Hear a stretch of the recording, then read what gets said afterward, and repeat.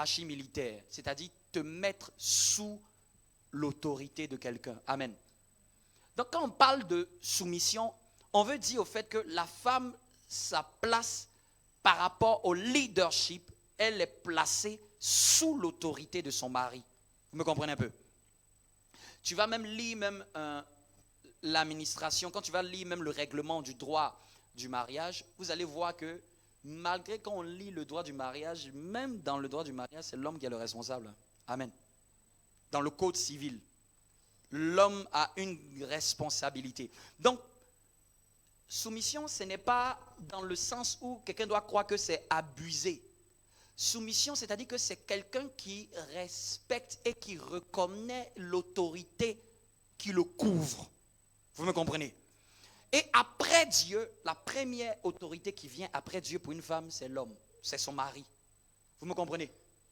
Après Dieu, qui est l'autorité suprême, l'autorité sur terre d'une femme, c'est son mari. Elle se place, quand une femme se marie à un homme, elle se place sous l'autorité. La plupart du temps, même souvent même, on donne le nom même du mari au nom du foyer. La plupart du temps. Donc, placer sous, ce n'est pas être abusé. Vous me comprenez? On est abusé lorsque tu es un mauvais chef. Vous me comprenez? Partout où il y a un mauvais chef, il y aura abus d'autorité. Donc, ce n'est pas se placer sous qui est un problème. C'est sous qui je me place. Si je me place sur un bandit, il va abuser de son autorité. Et quand même on dit placer sous, c'est-à-dire que c'est volontaire. C'est pour ça que dans un mariage, il n'y a pas de mariage forcé, c'est un mariage volontaire. Se placer sous, c'est volontaire. Vous me comprenez? C'est une obéissance volontaire. Ce n'est pas quelque chose qui est forcé. On ne peut pas forcer une soumission. Vous me comprenez? Une réelle soumission ne se force pas, c'est quelqu'un qui te la donne. C'est moi qui décide de me soumettre à. Personne ne peut me l'obliger. Vous me comprenez? Même dans l'armée, il y a souvent des gens en armée, ils reçoivent des ordres de leur chef militaire. Et parfois, ils ne respectent pas les ordres de leur chef militaire. Donc, ils vont à la cour pour ce qu'on va appeler insubordination. Mais son chef ne l'a pas forcé. Il a désobéi. Donc, il est appelé à l'ordre pour manquement, pour insubordination. Donc, la soumission, elle est volontaire. Dis avec moi, la soumission, elle est volontaire. Personne ne peut t'obliger à te soumettre. Une réelle soumission, elle est volontaire.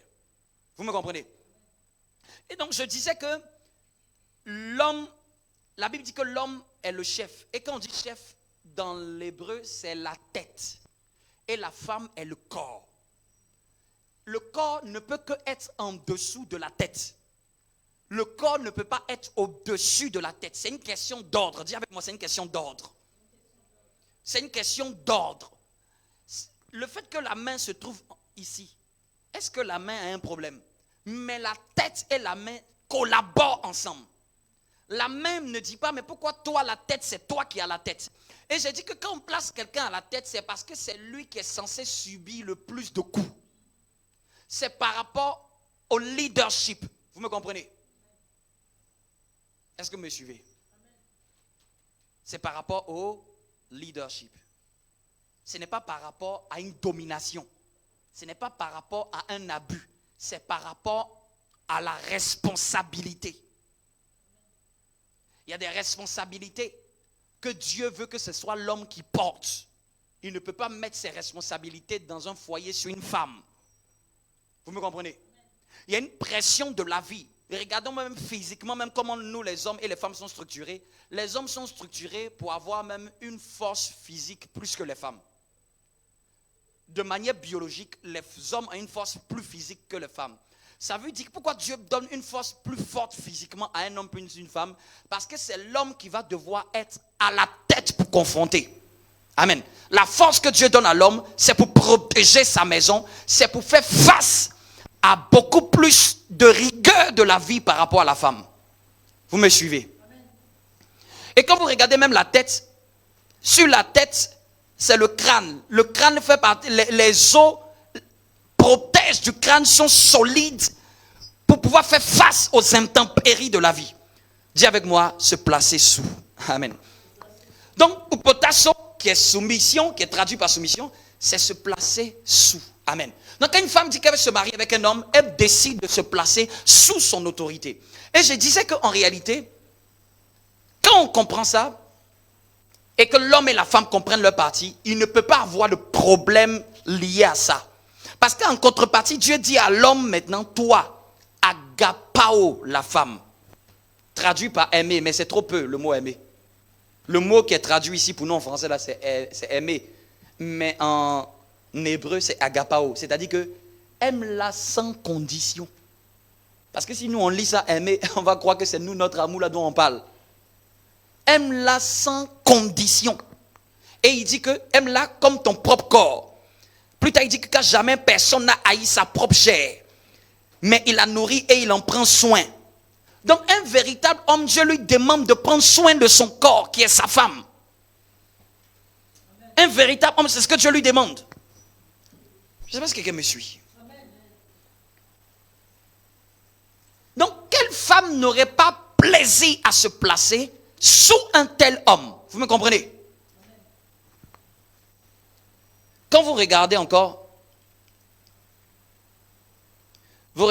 donc je disais, upotasso qui veut dire placer sous. Donc c'est plus par rapport au leadership. C'est plus en termes de rang.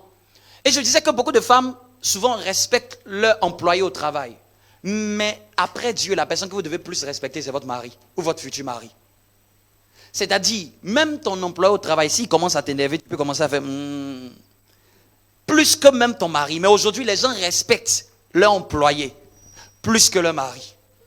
Tandis que c'est un désordre. Ce que l'église ne peut pas faire à Jésus. Vous avez déjà vu une église de Jésus-Christ se mettre à parler contre Jésus? Non. Et en réalité, vous allez demander, la plupart des plaintes que souvent j'ai des hommes, il dit que tout est bien. À chaque fois, vous allez voir, les hommes vont toujours demander à la femme, elle ne me respecte pas.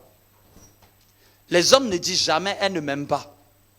Les hommes disent, elle ne me respecte pas. Parce qu'un homme, tout ce qu'il cherche, c'est être reconnu comme étant le chef là où il est. Et là où il n'est pas reconnu comme étant le chef, il ne peut pas se plaire dans cet endroit. Vous me comprenez? Et quand il est respecté, souvent les gens ne comprennent pas. Ce n'est pas une question. Au fait, quand tu respectes quelqu'un, c'est tout un art. C'est même dans la manière, même dans le ton, même dans les phrases que je tiens à quelqu'un.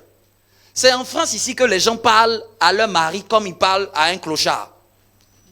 Mais au fait, est-ce que tu sais que c'est ton mari? Ce n'est pas le mari de quelqu'un d'autre. Ou ce sera ton futur mari. Pareil pour l'homme. La Bible dit qu'il doit prendre soin de sa femme. C'est-à-dire qu'il ne prendra pas soin d'une autre femme dehors. Celle qui doit prendre soin là, c'est celle de la maison. Il ne doit pas chercher dehors. Celle qui doit toujours courtiser, c'est celle de la maison.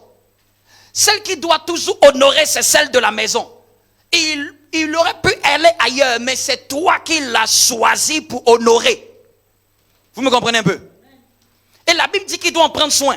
Personne n'a eu son propre chair, il la nourrit et en prend soin. Donc pour un homme, c'est normal de faire en sorte que sa femme soit bien. Un homme qui aime selon Dieu dit, homme, aimez vos femmes. Si Jésus a laissé par Paul ces deux inscriptions, il sait que c'est les deux combats des deux personnes. La difficulté de l'homme, ce sera davantage de aimer de manière désintéressée. Amen. Et la difficulté de la femme, elle sera beaucoup plus à honorer la tête. Amen. Aimer là, c'est désintéressé. Quand il dit homme aime là, c'est-à-dire qu'il aime là, c'est de manière désintéressée. Sacrifie-toi pour elle. C'est pour ça qu'un homme en réalité, il va se sacrifier pour la maison.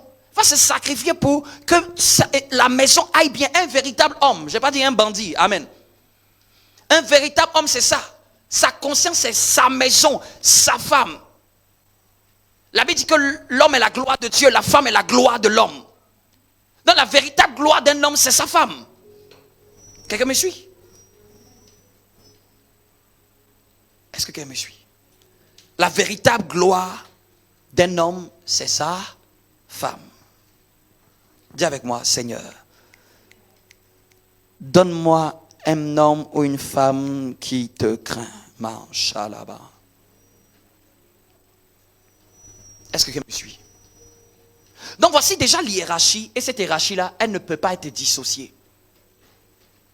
Le cou est en dessous de la tête. Les bras sont en dessous de la tête. Quand vous voyez le corps de la même manière est constitué, il est organisé, il est structuré. Donc dans le foyer, l'homme est la tête et tout le reste du corps, c'est la femme. C'est pour ça qu'on appelle l'église le corps du Christ. Et on appelle Christ la tête. Donc Christ est l'époux et l'épouse est le corps. Et je disais dimanche dernier que quand vous regardez dans le corps, il y a beaucoup plus d'organes vitaux. C'est-à-dire que il est plus facile que le couple se détruise parfois à partir de la femme. C'est pour ça que souvent on est dit que souvent la femme sage bâtit sa maison.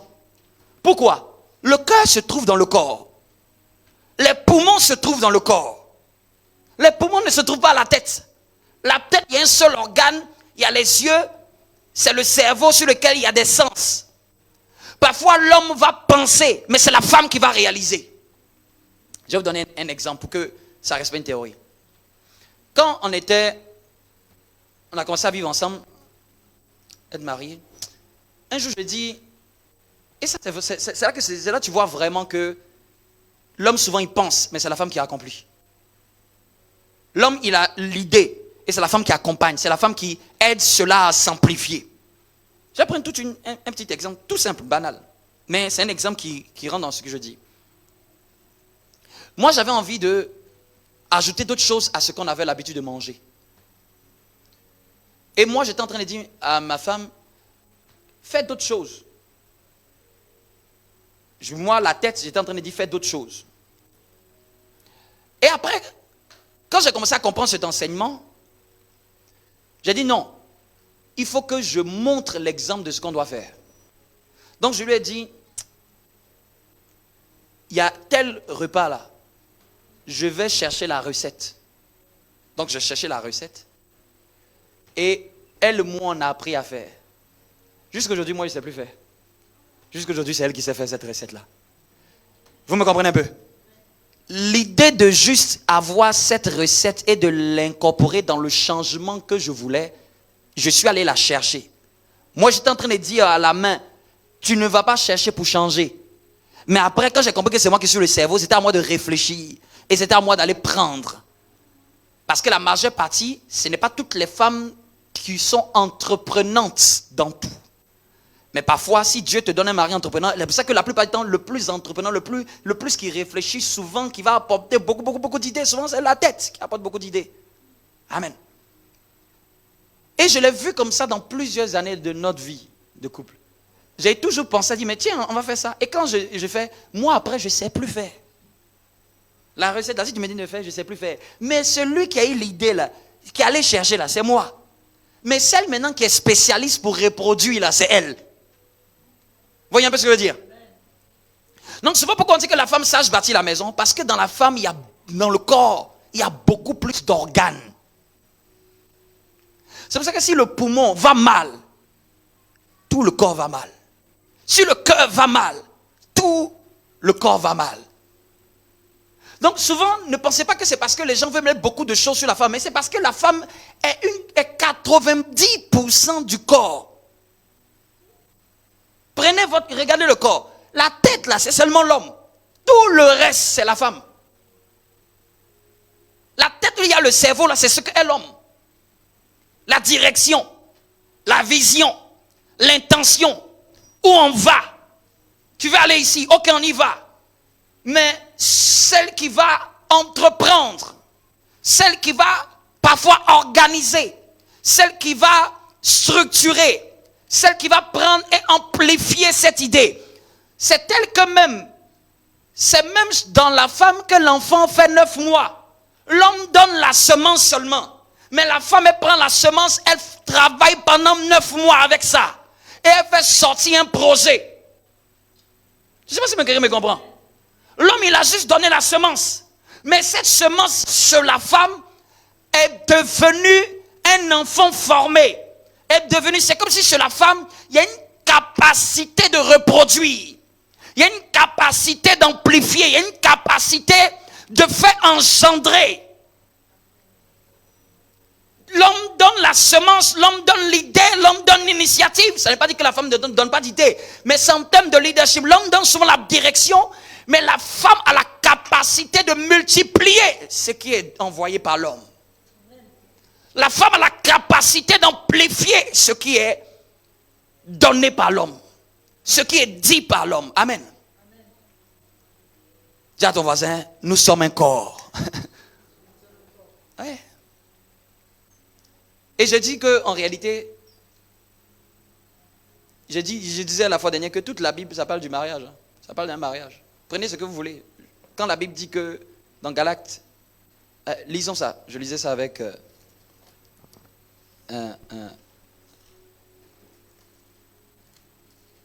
j'avais partagé ça à Rosalie. Lisons Galates 4.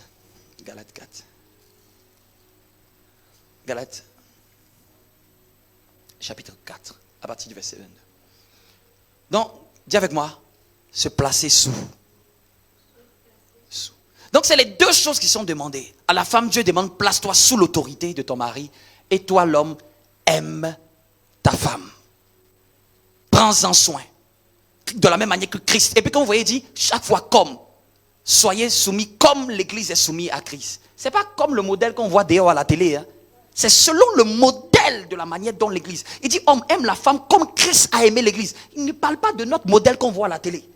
Il dit comme.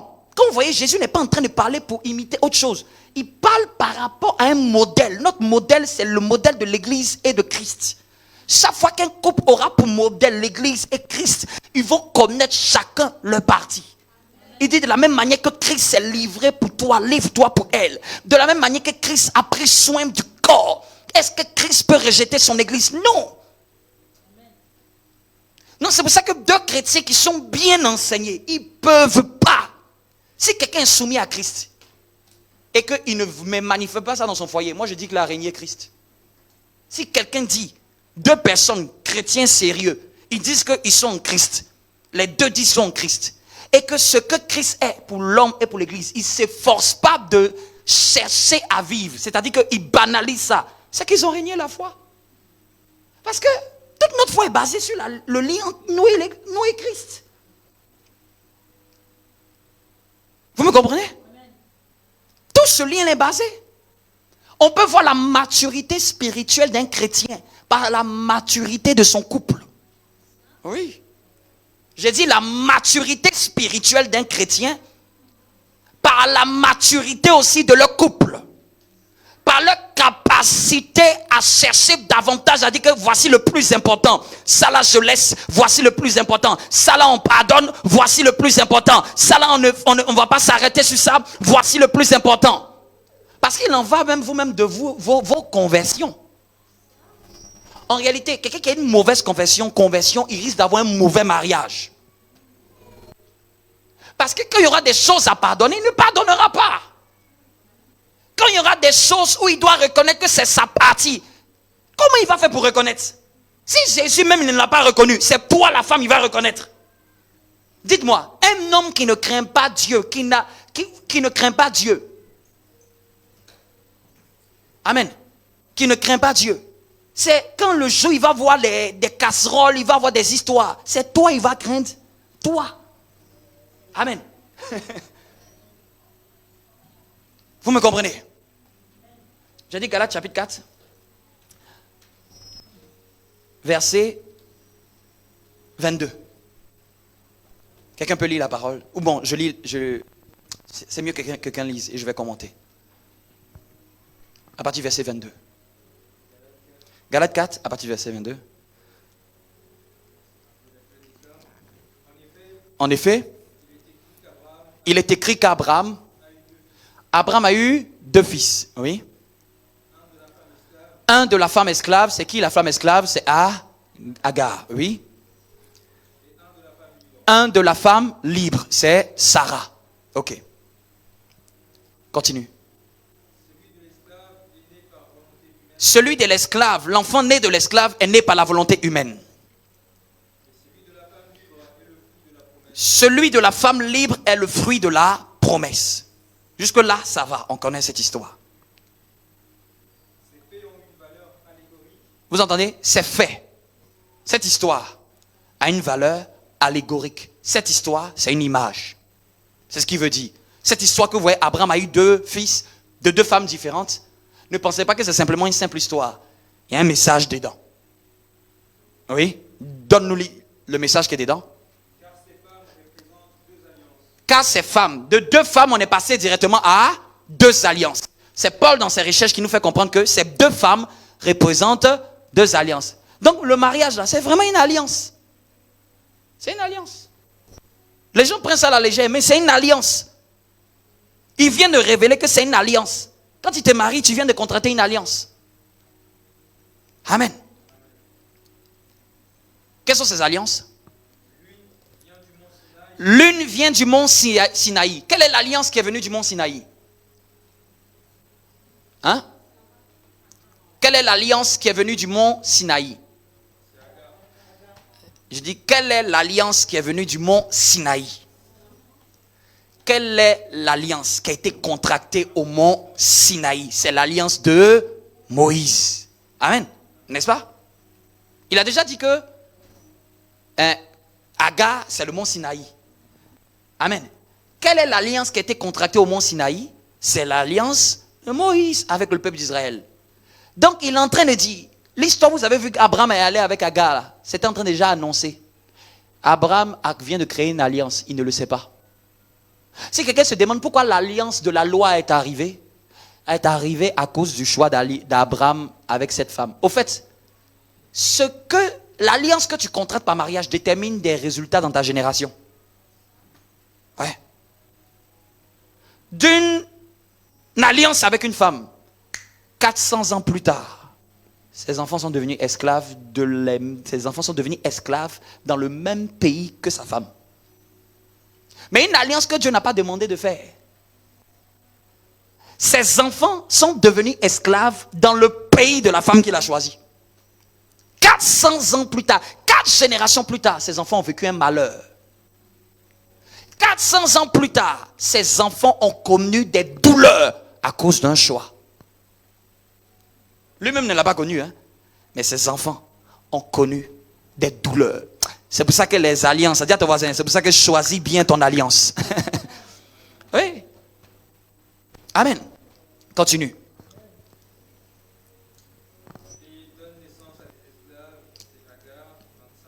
Oui.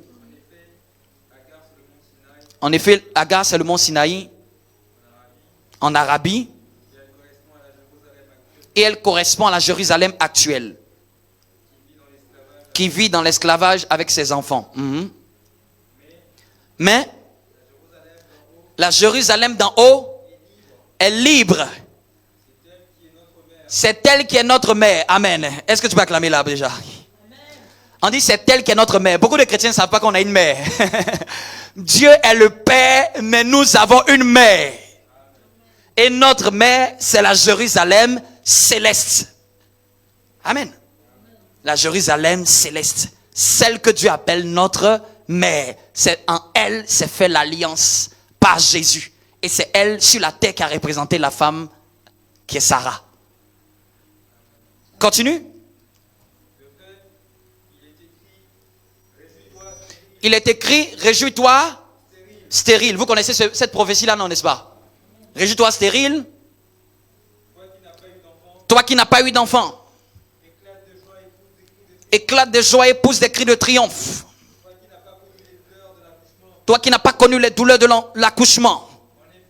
En effet, les enfants de la femme délaissée seront plus nombreux que les enfants de la femme mariée. Je vous ai dit que toute la Bible ici, ça parle de mariage. Ici, qu'est-ce qu'il est en train de dire? Quand quelqu'un n'a pas poussé dans la révélation de Dieu, il va croire qu'ici, Dieu est en train de parler seulement des femmes stériles qui n'ont pas d'enfants. Il n'est pas en train de parler d'abord de ça. Parce que dans le contexte que l'apôtre Paul est en train de parler, il est en train de parler de 2 femmes.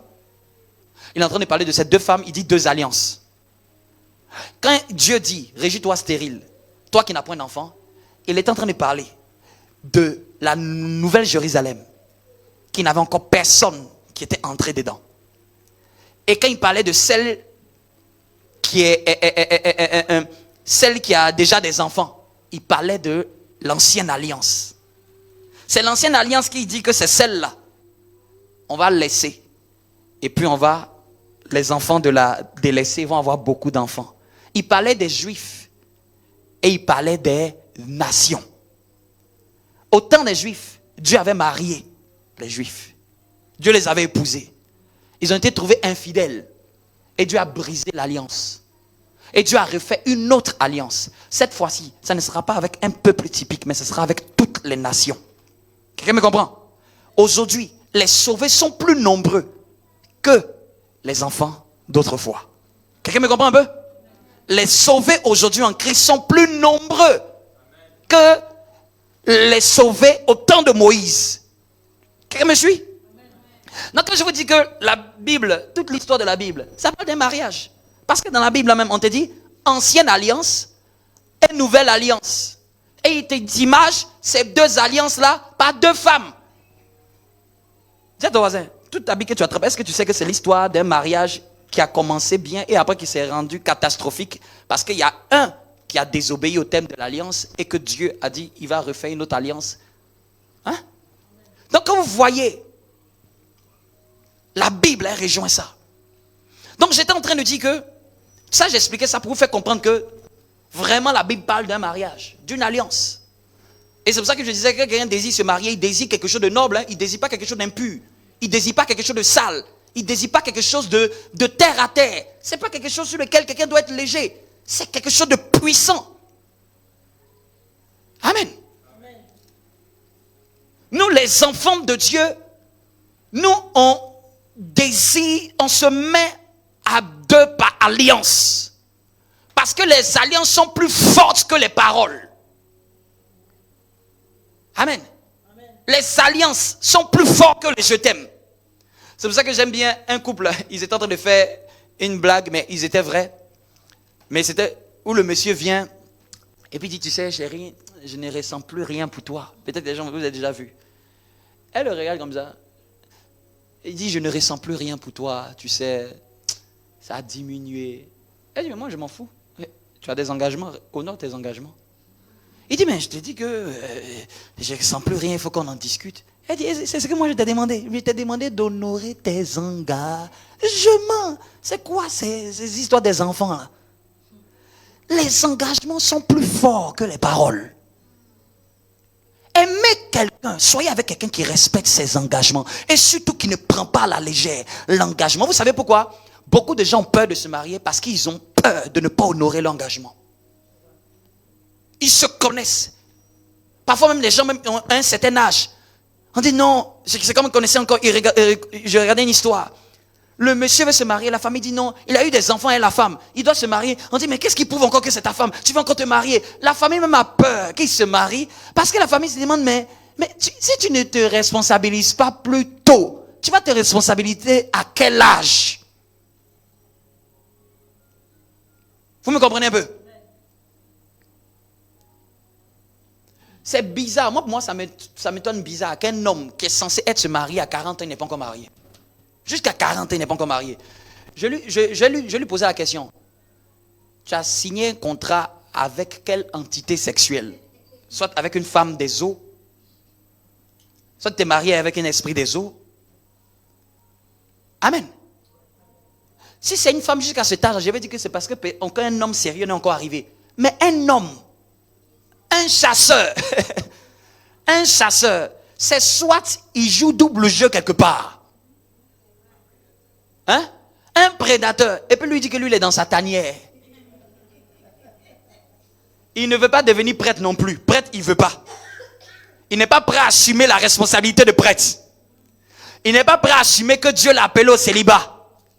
Et il n'est pas prêt aussi à se marier. Il est marié quelque part.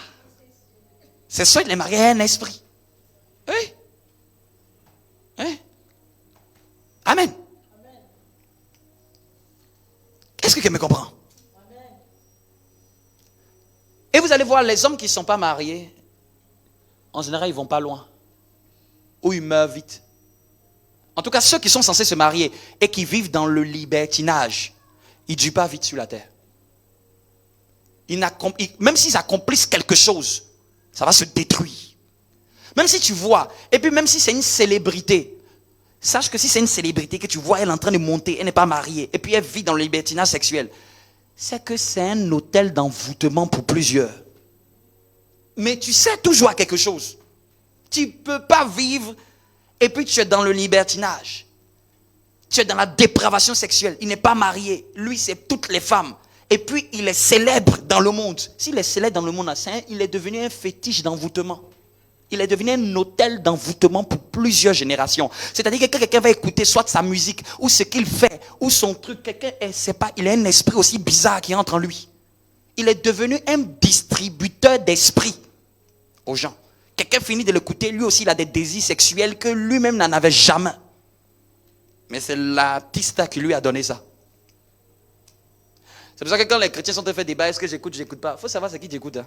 Parce que ce n'est pas ce qu'il dit, c'est ce qu'il est qui te transmet dans ce qu'il dit. C'est son esprit qu'il te transmet. Quelqu'un me suit?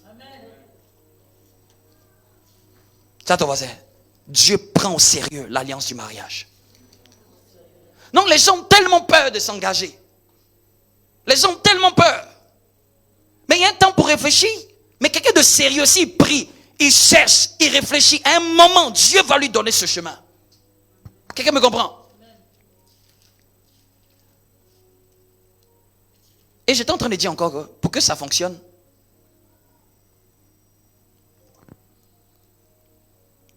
donc il faut que ça respecte l'ordre. Et il faut que ça se base sur...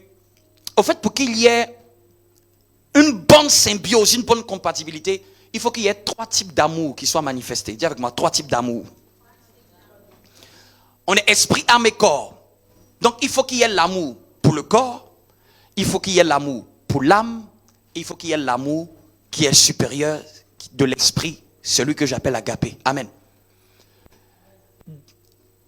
Mais ce qui tient une relation, au-delà de tout, le Saint-Esprit me rappelle, il me dit quand tu as donné l'exemple. Donc je donnais l'exemple du frère qui dit non, je ne sais plus, je sais que je ressens. C'est un enfant qui peut se comporter comme ça. Parce que beaucoup de gens pensent qu'on bâtit une relation. Je reviens sur les 3 amours, mais j'ouvre une parenthèse. Beaucoup de gens pensent qu'on bâtit une relation sur l'amour passionnel. Même Gary Chapman dit, il dit que la première phase de l'amour, c'est l'amour passionnel. Même Jésus nous a révélé que le premier vin qui arrive, ce n'est pas le vin qui reste. Hein? Gary Chapman, c'est un auteur chrétien qui a écrit un livre, qui a écrit beaucoup de livres sur le mariage. Si vous lisez sur le mariage, je vous conseille de lire ses livres. Amen. Elle a à la fois un peu de psychologie et beaucoup de conseils. Donc, il dit la première phase de l'amour, c'est l'amour passionnel. Cet amour en termes de pic, il est élevé, c'est fort. C'est là où c'est ta passion, c'est tes émotions qui t'emmènent à faire la chose. Tu peux te déplacer de X vers Y. Tu peux l'appeler. Tu peux faire même mains et pieds, autant de sacrifices. Amen. Cet amour-là, il dure maximum 3 ans. Comme le vin de Cana qui s'est arrêté. Quand quelqu'un n'est pas enseigné, il va dire que je ne ressens plus rien pour toi. Tandis que c'est le faux amour qui vient de se terminer. Et c'est le vrai qui doit commencer. Mais maintenant, si les gens ne sont pas enseignés, ils vont dire qu'on n'a plus le truc là. La flamme là. La flamme là, c'était pour vous blaguer. La flamme là, c'était les chevaux qui tiraient le char. Mais maintenant là, même le Saint-Esprit me dit, il dit, comme moi-même je viens vers vous là, je ne viens pas avec la flamme. Et puis après là, je te laisse, toi-même tu parles en langue. Le Saint-Esprit, même quand il vient là, il vient d'abord nous stimuler. Mais regardez après, c'est toi qui utilises tes genoux à terre, et toi qui es en train de prier. Il y a des moments où le Saint-Esprit vient te réveiller. Mais il y a des moments là, le Saint-Esprit peut te laisser 1 année, c'est toi qui te débrouilles seul. C'est toi qui viens le chercher. Donc la deuxième phase de l'amour là, c'est l'amour où tu utilises ta volonté. Elle est basée beaucoup plus maintenant sur une décision, sur une volonté, sur un engagement. Je suis avec toi pas seulement à cause d'une passion, mais parce que j'ai décidé d'être avec toi. Ça va bien au-delà de ce que je ressens. Ça va bien au-delà de... Parce qu'il y a des jours que je ne vais pas être bien. Est-ce pour ça que je vais briser cette relation? Et les gens, souvent, comme une drogue, ils recherchent encore une autre passion chez un autre frère et chez une autre sœur. Ils vivent, il y a beaucoup de gens qui ont la drogue de la passion de l'amour. 3 ans ici, ils arrêtent. Ils vont encore chercher une autre relation. C'est une drogue, c'est une addiction. Parce que la personne ne veut pas grandir. La personne veut rester dans l'amour passionnel, l'amour enivrante, l'amour du coup de foudre. Il veut retrouver ça à chaque fois. Mais s'il savait que ce amour-là ne dure pas dans le temps, ce amour-là est fort en termes d'intensité, mais en termes de durée, il est limité. Parce qu'on ne conduit pas un foyer avec des émotions, on le conduit avec une décision. C'est la décision qui peut réveiller tes émotions. On ne conduit pas une relation avec des sentiments. Parce qu'il y a des jours où tu n'iras pas bien. Il y a des jours où même la personne va t'énerver. Est-ce pour ça que tu vas briser cette relation? Non. Mais quand tu es mature, tu comprends qu'il faut aller au-delà de tes émotions. Je vous ai déjà dit ici, qui n'a jamais dormi et un jour il avait envie de se recoucher encore, tandis que c'est l'heure du travail. L'envie là, est-ce qu'elle comprenait que tu avais un CDI? Ton envie là, c'est comme si elle était impolie. Elle ne comprend pas que tu as un CDI. Et souvent, elle est forte. Tu dis, hey Dieu, j'ai envie de me recoucher encore. Mais tu sais quoi? Tu utilises ta tête, tu utilises ta décision et tu dis, je me lève, sinon mon patron, il va voir quelque chose qui va se passer au travail. Vous savez quoi? Tu fais tes choix avec une décision. Parce que tu sais ce qui est bon au-delà de tes envies. Il y a beaucoup de gens qui aiment vivre de leurs envies. Qui aiment vivre de leurs sentiments. Donc la première phase c'est l'amour passionnel, la deuxième phase c'est l'amour décisionnel. C'est celui-là où je décide de rester avec toi. Je décide de t'être fidèle. Je décide que quel que soit l'engagement qu'on a pris, je suis avec toi. On monte, on descend, on est consciencieux, on est responsable nous deux, on est mature, on n'est pas des enfants. Donc la sœur a bien fait de lui dire, moi je ne t'ai pas demandé ce que tu sens, je t'ai dit d'honorer tes engagements. Si beaucoup de gens honoraient les engagements, il y a beaucoup de choses qui seraient plus faciles dans la vie. Je vous ai dit la fois dernière, la plus grande clé que Dieu recherche, c'est quoi? Qui se rappelle? La plus grande clé dit, un homme quoi? Un homme quoi? Un homme qui est quoi? Un homme fidèle, qui le trouvera. C'est la même chose, hein? C'est les mêmes synonymes, intègre, c'est dans la fidélité. Regardez le critère pour lequel Dieu a choisi Noé. La Bible dit que Noé était intègre. Amen. Donc je disais que pour qu'une relation aussi commence à marcher, il y a 3 types d'amour que quand même il faut honorer. J'ai parlé des 2 âges dans l'amour. Le premier âge de l'amour qui est l'amour passionnel, c'est normal. Amen. C'est pour ça que je donne un truc. Ma femme disait, mais quand au début là, quand tu me cherchais avant là, quand on s'appelait au début, on était étudiants, on avait uniquement que 5 minutes par jour de communication. En mon temps, hein? Amen. Et les 5 minutes là, si tu ne les utilisais pas, ces 5 minutes là partaient. Donc, quand on s'appelait, je l'appelle à mes 5 minutes, elle aussi m'appelle à ses 5 minutes. Et puis c'est comme ça on fait la communication en 10 minutes. Amen. Donc, même quand il me restait que quelques minutes, elle se rappelle toujours, elle dit qu'un jour là, tu m'as appelé. Il t'a dit qu'il ne te restait pas, quelques minutes là, tu m'as appelé. Amen. Vous me comprenez un peu? Quand c'est l'amour passionnel là, tu peux faire des efforts même comme monstre. Tu peux dépasser les montagnes. Tu as créé partout sur tous les toits. Toutes les relations ont commencé comme ça. Mais après là, il faut voir après. Amen. Mais je vous dis, en réalité, l'amour de ces débuts-là, si tu n'es pas tu n'étudies pas, tu vas croire que l'amour de ces débuts-là, c'était ça qui était le vrai amour. C'est l'amour que j'ai maintenant pour elle là. C'est ça là qui est profond. Amen. Parce qu'il est beaucoup plutôt enraciné. Il est bâti. Il est mature. Il est stable. Il est équilibré. Vous me comprenez? Méfie-toi de ce qui bouge vite et qu'après ça va mourir. Hein? La Bible dit que même une richesse qui vient peu à peu, c'est elle qui est perdue, mais celle qui vient promptement meurt. Amen. Tiens-toi debout, on est arrivé à la fin. Donc, j'étais en train de dire pour bâtir, le temps est vite passé. Il faut noter ça, je termine avec ça. Donc, je disais qu'il y a 3 types d'amour qu'il faut valider, puisqu'on est tripartite, esprit, âme et corps. L'amour du corps, ça s'appelle l'amour érotique. C'est de là vient le mot érotique. Amen. C'est l'amour charnel, si vous voulez. Bon, quand je dis charnel, les gens croient que c'est pas... C'est l'amour érotique, c'est l'amour physique, c'est l'amour de l'attirance physique. Vous me comprenez un peu? Pour que quelqu'un vous puissiez vivre ensemble, il faut qu'il y ait un minimum de éros. Un minimum. Si tu supprimes ton éros, c'est ton problème. Amen. Donc pour vivre ensemble, il faut qu'il y ait un minimum de éros. Il faut qu'il y ait un minimum d'attirance physique. Pas d'exagération physique, mais un minimum d'attirance physique. Vous me comprenez? Et souvent quand c'est dans les choix, je demande aux gens, regarde dans ton attirance physique, sur quoi tu peux faire des compromis? Tu peux dire, bon, ça c'est pas aussi grave, ça c'est pas aussi grave. Vous me comprenez un peu? Mais même ce terros-là, dans le temps, quand vous allez vieillir, ça meurt. Comme c'est l'amour du corps, ça ne dure pas en fait. C'est l'amour d'une période de jeunesse. Le second, c'est l'amour philéo. C'est l'amour de l'âme. C'est l'amour amical. C'est l'amour de l'amitié. Amical, il y a âme. C'est l'amour qu'on a, nous, de nos âmes. J'aime ta manière d'être. J'aime comment tu es.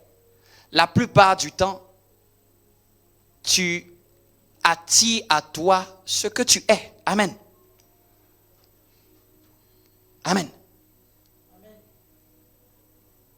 Et c'est souvent au niveau de l'amour philéo, là. C'est ça même qui vient briser les relations. Souvent, physiquement, les gens s'attirent. Mais c'est au niveau de l'âme, là, les gens s'attirent. Les gens ne se comprennent pas. Les gens n'arrivent pas à se comprendre. Souvent, l'autre veut que tu sois comme lui. J'ai appris avec ma petite expérience que parfois, tu peux être avec une personne, mais vous n'êtes pas obligé d'avoir les mêmes âmes. L'unité, c'est le fait d'être complémentaire. Il y a des choses sur lesquelles ma femme a sa manière de voir, moi j'ai ma manière de voir. Et parfois, Dieu permet les opposés pour mieux marcher ensemble. Parce que si tout le monde voit dans la même direction, ça se passe mal. Mais quand deux personnes ont deux manières de voir différentes, ça demande beaucoup de temps de s'accorder. Hein? Beaucoup de temps. C'est-à-dire que tu vas te... J'ai cette image-là où chacun prend une pioche et chacun est en train de se tailler. Amen. Quand moi j'étais avec ma femme au début, ne pensez pas qu'au niveau philéo, on s'accordait. Hein. Il y a des choses sur lesquelles on ne s'accordait pas. Je disais même toujours qu'on n'arrive pas à s'entendre au niveau de notre âme. Parce que parfois au niveau de l'âme, ça demande du temps d'adaptation. Et souvent c'est au niveau de l'âme qu'il y a l'éducation, il y a la psychologie de la personne. C'est pour ça que je dis même que souvent au niveau de l'âme, Dieu bénisse Gary Chapman, il a aidé le monde avec les langages de l'amour. Le jour qu'il a écrit ça, ça a aidé tout le monde. Parce que souvent les gens vu qu'ils étaient ensemble, on ne se comprenait pas parce qu'on ne comprenait pas notre langage, on n'avait pas notre syntaxe. La manière dont mon programme à moi, là, c'est pas comme ça ton programme. Amen. Quelqu'un me suit? Amen. Donc ça demande parfois, au niveau de l'amour amical, quand les gens vivent ensemble, vous devez au moins avoir un certain niveau un peu intellectuel. Ou bien un peu de connaissance. Moi je dis que souvent c'est la connaissance qui fait que beaucoup de gens restent ensemble. Hein. Parce que vous connaissez comment l'homme fonctionne, vous connaissez comment la femme fonctionne. Parce que c'est beaucoup de manque de connaissance souvent qui peut créer beaucoup d'incompréhension. Souvent les gens prient. Les gens s'attirent physiquement. Mais c'est au niveau de l'âme là que les gens se brisent. Pourquoi tu as fait comme ça? Les gens se chamaillent beaucoup plus. C'est là où il y a beaucoup de... Ça demande une humilité d'âme. Je vous dis, pour vivre avec quelqu'un, si quelqu'un n'est pas humble, il ne peut pas vivre avec quelqu'un. Parce que tu peux voir les défauts de quelqu'un flagrants devant toi. Si tu n'as pas d'humilité, tu ne peux pas épouser ça. Pour se mettre avec quelqu'un, ce n'est pas la recherche de la perfection. Mais il faut que la personne ait la volonté de chercher la perfection. C'est pas vous ne trouverez jamais quelqu'un de parfait. Vous ne trouverez jamais quelqu'un de parfait. Mais trouvez quelqu'un qui sait se remettre en cause. Et qui sait apprendre à chercher, à tendre vers le meilleur. Quelqu'un me comprend? Amen. Tu peux te tenir debout? On arrive. Donc j'ai parlé des deux grands âges de l'amour. J'ai parlé d'abord de la structure. L'homme, la tête, la femme, le corps. J'ai parlé de les deux grands âges de l'amour. Passionnel et décisionnel. Et je parle du lien qui nous unit et les gens d'amour à manifester continuellement. Donc, il y a l'amour agapé, qui est l'amour de l'esprit. C'est l'amour le plus haut, c'est l'amour le plus grand, c'est l'amour le plus puissant, c'est l'amour le plus fort. L'amour philéo, qui est l'amour de l'âme, c'est l'amour de la compatibilité. Dans l'âme, l'amour amical. Donc, quand tu as une amie là, c'est philéo que vous faites ensemble. Vous vous appelez. Ce n'est pas l'amour éros, c'est l'amour philéo. Amen. Mais aussi pour qu'une relation marche, il faut un minimum d'amour érotique. Il faut un minimum de éros. Les Grecs appellent ça éros, l'amour de l'attirance physique.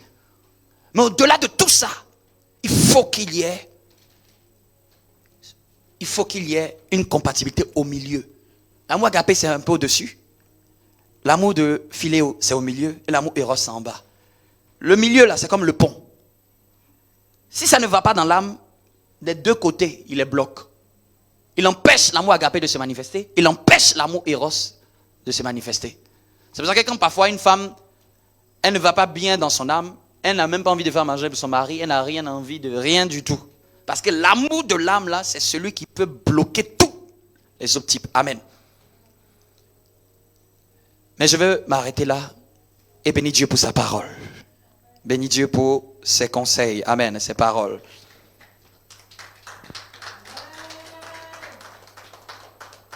Et c'est une chose que tu es importante, que tu dois noter comme une voiture. Qui achète une voiture et ne fait pas la révision de la voiture? Ça n'existe pas. Il n'y a rien sur nous qui n'existe pas sans entretien. De la même manière, le mariage n'existe pas sans entretien. Et j'ai dit que l'entretien d'un mariage, ce n'est pas d'abord le voyage. C'est le fait de, monsieur, madame, de s'exposer à des vérités sur le fonctionnement d'un mariage. La formation, l'enseignement, de revenir parfois revoir des choses ensemble. Ce qui permet de garder les pieds sur terre. Parce que ce n'est pas la durée des mariages qui fait son efficacité. C'est la finalité qui fait son efficacité. Amen. Ce n'est pas le nombre d'années de mariage qui détermine si le mariage c'est un fort mariage. C'est comment vous avez terminé votre mariage. C'est bien de se marier, mais c'est mieux de rester marié. Amen. Ma prière, que Dieu te permette de te marier dans les bonnes conditions. Amen. Avec la bonne personne et que ce soit une personne mature, constante, stable, intègre. Je préfère une personne intègre parce que je sais que vous allez aller loin. Une personne qui sait se remettre en question. Une personne qui peut mettre de l'eau dans son vin. Parce que je sais que vous allez aller loin. Acclame Dieu pour sa parole. Nous allons prendre le repas du Seigneur et préparer ce que nous avons à apporter au Saint-Esprit.